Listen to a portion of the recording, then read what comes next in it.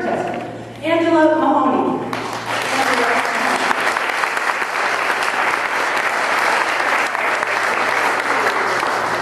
Where is our gracious speaker? Hi, Mahoney. Fellow Toastmasters, honored guests, and certainly where do I start? And I mean that literally, where do I start? I think when you give an evaluation, it's certainly much easier when it's the typical icebreaker and somebody's holding up the podium or shaking like a leaf. There are lots of things that you can evaluate on. When it's a more experienced speaker, from my perspective as the evaluator, you really have to listen and dig a little deeper to go and give some good feedback. So I've done that for you. I was captivated immediately from the beginning. You brought the element of not-for-profits, which resonates with me as I work in that field. But then you brought in death, somebody that's just starting their life, and that life is cut short. That impacts a lot of people, and we want to listen and hear more about what happened. So the message, right from the very beginning, was great. What's the point? Well, I want to know what the point is. I want to listen and find out what you're going to say. In general, I think you nailed most of the topics in our Competent Communicators Manual.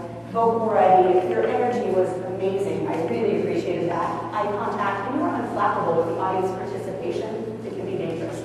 But there are two things that I thought you did especially well. I'm going to give you one thumbs up because you're awesome at it. One is your movement on the stage. You certainly had a lot of area, and while you didn't use it all, you used to do effectively.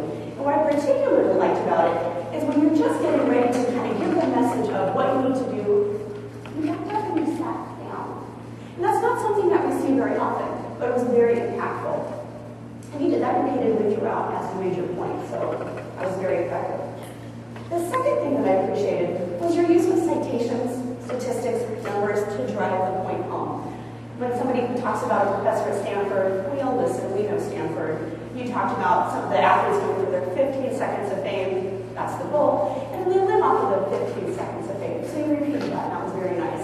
Water boils at 100 degrees centigrade, 95, 96, 97. You got us through that message. I thought that was very effective.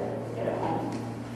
There is, however, something I'd like to suggest if you want to take your speech to another level. And that is spend a little bit more time considering your audience. Two examples of that are the centigrade piece.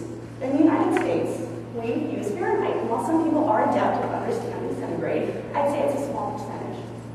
So think about translating those numbers into the scale that we're more accustomed to in this audience.